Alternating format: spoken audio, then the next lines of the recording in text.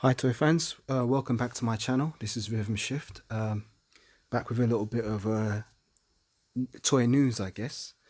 First of all, I'd like to apologize. I haven't uploaded any new reviews for a little while because I've been a bit busy with work and other things. But I've been reading the comments that people have left on the videos, and I want to say thank you for those because it's really nice to actually talk about toys with other passionate toy fans. That's really quite enjoyable. So I've really enjoyed the conversations I've been having with some of you. And also, I was just checking my channel. It seems to have surpassed 100 subscribers. So I'll say thank you for that as well. And as I've said before, I'm not the kind of guy that's going to be, oh, please like my videos, please subscribe and all that kind of nonsense, because I've said it before and I'll say it again. YouTube has been around long enough for people to know how to subscribe to something if they want to subscribe to it. I don't feel like you need to bash people over their head begging them to like and subscribe and all that kind of nonsense. But with that being said, thank you for those who have subscribed, because it shows that you enjoy my content and encourages me to make more. Now I'm going to be making more anyway because I just love talking about toys. But yeah, it's nice to know people enjoy what I've been uploading. So thank you for that. So in this little video, I want to talk about the Hasbro Pulsecon 21 for G.I. Joe Classified. Now, I think it was a month or two ago, I did post a video of a leak that I can't remember what the website was called, but they did a leak where they said they had some inside news on what would be the upcoming G.I. Joe Classified figure releases, and they mentioned it would be Spirit, Storm Shadow, Croc Master, what is it?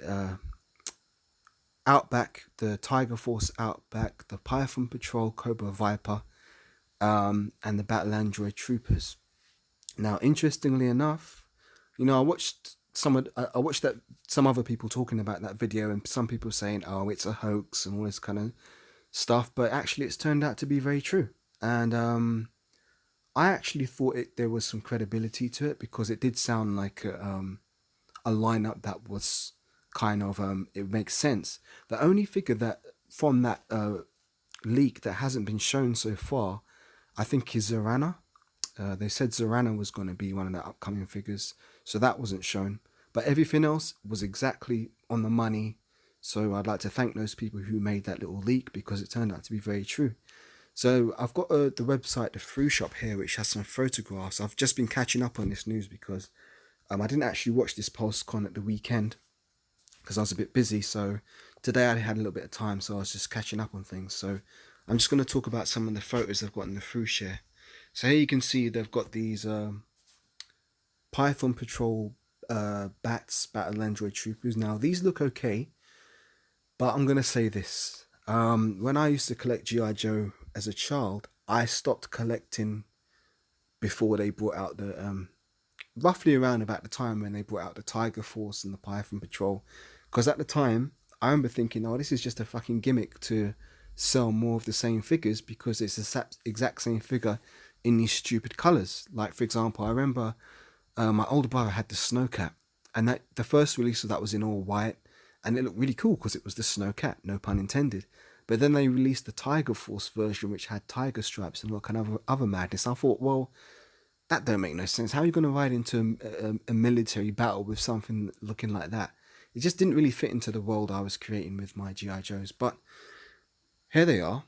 Now, I think these are going to be released prior to the actual regular release of the BATs. And I'm not sure. I think I might wait for the regular release because I don't know if I'm really digging these colours. They just don't seem to really fit in with my the line I'm going for, I guess. But they do look nice. I mean, the sculpt looks excellent. They come with a lot of accessories. They do look very good. It's just the colour that's not really working for me. But I may change my mind if I see them in person. I don't know, I'll see. Going on from that, we've got the regular bat. Now, this is the one I'm more interested in. That's more in line with the vintage look. And I don't know, it just looks a little bit more interesting to me. The black and the yellow, those kind of connote a sense of danger, I suppose, where you've got like usually in nature, when you see something that's black and yellow like a bee, your mind kind of sees that, oh, this is a dangerous thing. So It's got that going on aesthetically, which is cool. You got the battle damage helmet, which is looking good. It looks like a great figure all around. I mean, this is one of the ones I think I'm most impressed by. But again, it's a troop builder, so troop builders are always going to be fun if we can actually get our hands on them. Next up, you've got Outback. Now, this is a figure that I did have in my childhood, but I had the V1 release where he had the white T-shirt which said "Survival" on it, and he had ginger hair and a ginger beard, and I believe it was a green bandana and green trousers. And he was a favorite figure of mine because he looked really sort of rugged and like he looked like a tough guy. So he was one of the cooler Joes that I got later on. Actually, my brother got that figure, but I played with it. Um, yeah, just prior to me quitting the line, maybe a year or two before I quit the line. So he was one of the later figures.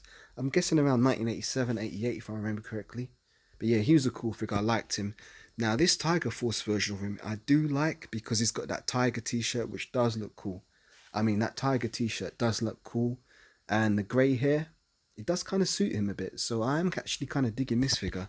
I may pick him up. Actually, I think I will pick him up. He looks really good there. Apparently, they've given him a new upper body, which is slightly larger than Duke's, but they said it's smaller than Roadblock. So it's nice to have a new buck for the line because the Duke body's been used quite a few times. You got Duke, you got Flint. Who else has used that body? Did Beachhead use that body? No, I think Beachhead had a Snake Eyes body, didn't he? But he had the overlay. But either way, it's nice to get a new buck. Who else have we got here? This is a figure that I'll definitely be skipping. This is the Python Patrol Cobra Viper. These colours do absolutely nothing for me. I don't like the red faceplate. It just doesn't do anything for me at all. So I think I'll be skipping this one. But for those of you who may have been into the Python Patrol in your childhood, I'm glad this figure's been made for those who do want it. I suppose you could use this for custom fodder, but no, it's just I don't really see the point. I've managed to get hold of 2 regular Cobra Vipers, and if I do see any more for a fair price, I may pick up a few more, but I think I'll be skipping this one. Good thing I'm not a completionist. So here we have again the Battle Android Trooper, but the Python Patrol version. Yeah, I'm just not digging these colours, man. Just not digging these colours at all.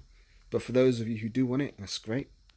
Who else have we got? We've got Storm Shadow, finally. Now, this is a figure that everybody has wanted since the line began, myself included.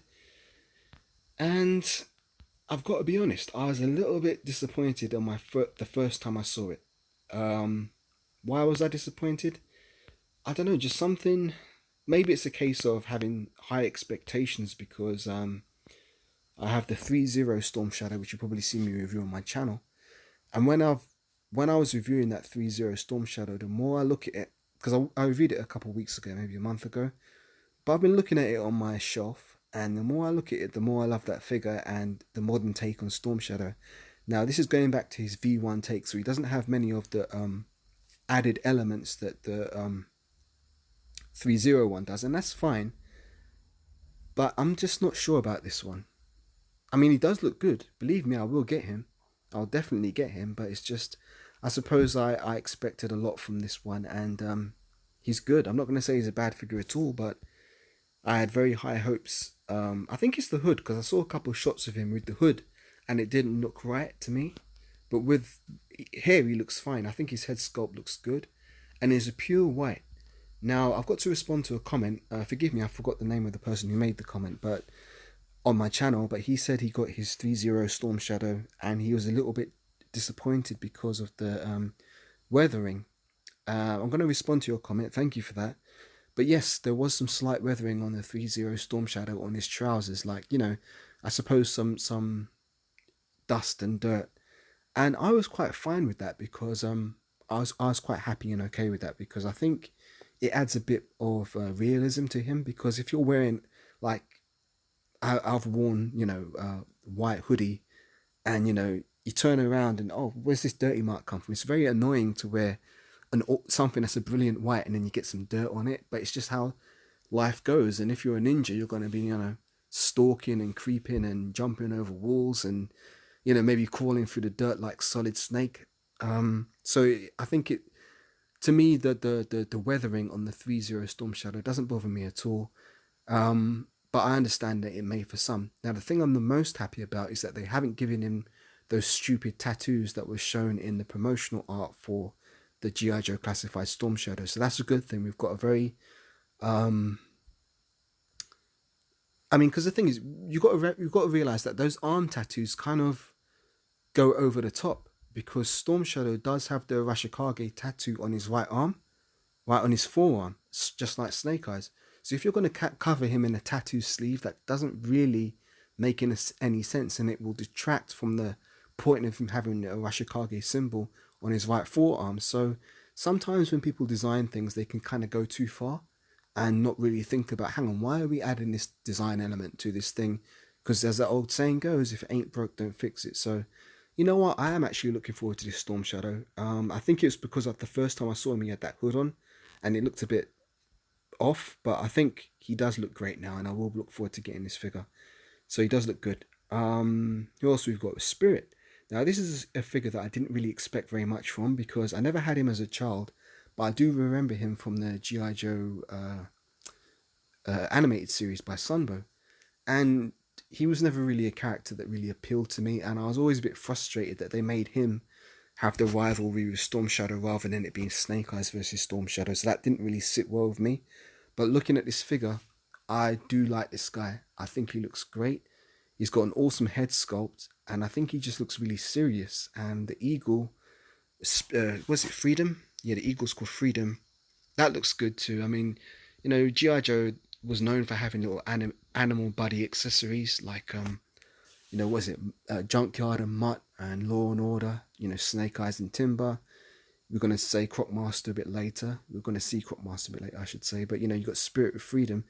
And it's kind of funny, man, because it's weird how your mind works as a child. Getting a little plastic animal somehow really added a real level of excitement to the toys. So, yeah, it's nice to have these animal buddies being included with the classified and being articulated, which is really cool. And he looks awesome. I think he looks really, really good.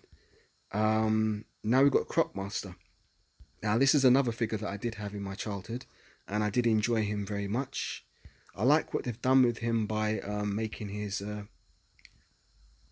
body armor made out of the crocodile torso. That's pretty cool. And he's got his alligator hair. What did they call the alligator a name? What did they call her? I can't even remember what they called the alligator. But that does look very menacing, and that is pretty damn cool. So I think Croc Master, Spirit, Outback, and Storm Shadow are the highlights of the day, and the Battle Android Trooper. Those are some that I'm definitely going to get. And that's the end of that. But I mean, I've got to be honest. I wasn't that excited by these reveals. Maybe it's because I already knew about the leak. But yeah, and they also mentioned the color change Zartan. And I've got to be honest, that's something that really pisses me off, because I bought the initial release of Zartan, and I'm still debating whether it is worth me investing in the color change Zartan, because I kind of feel like, you know, you did a bait and switch on me, Hasbro. You know, you brought out that regular Zartan, and I was like, okay, well, if I saw it in the shop, and I thought, well, if I don't buy it now, I may never see it again. So I picked it up, and I was happy with it. And then you go and release another version of the exact same mold with everything that should have been there in the first place. The correct colors, the color change feature, more alternate heads. I mean, if he's the master of disguise, why did you give him just one mask in the first place? That pissed me off. So I'm kind of a bit frustrated with that, and I suppose I better make up my mind soon if I want to get the color change version of Zartan, because he's up on Hasbro Pulse at the moment. I'm not sure how much longer he'll be there for, so I'll definitely give it some thought, and I may upgrade. But the thing is, if I upgrade that Zartan, what do I do with my original one? Should I use him for custom fodder? I could try and sell him on eBay, but I probably wouldn't get the RRP that I paid for it. It's probably going to be even less in value now, but I'll have a think about that. But yeah, so that's just a quick video talking about the new releases of G.I. Joe Classified. A lot of these figures are scheduled to come out in 2022, but I've got to be honest, with the supply chain and production issues, it could be a while before we actually see these toys turning up in our collections. But I'd like to be optimistic, but you know, things are looking a bit rough at the moment with the supply chain issues, but we'll see how that goes. So yeah, just a quick update. Let me know in the comments what you guys, you fellow G.I. Joe fans, think about these upcoming figures, and I'll enjoy talking to you there. And once again, sorry I haven't done any reviews for a bit, but I'll be getting back into that, Lord willing, within the next few days. So more toy reviews to come, and thanks again. Yeah, it's really, really cool. All right, take care, and bye for now.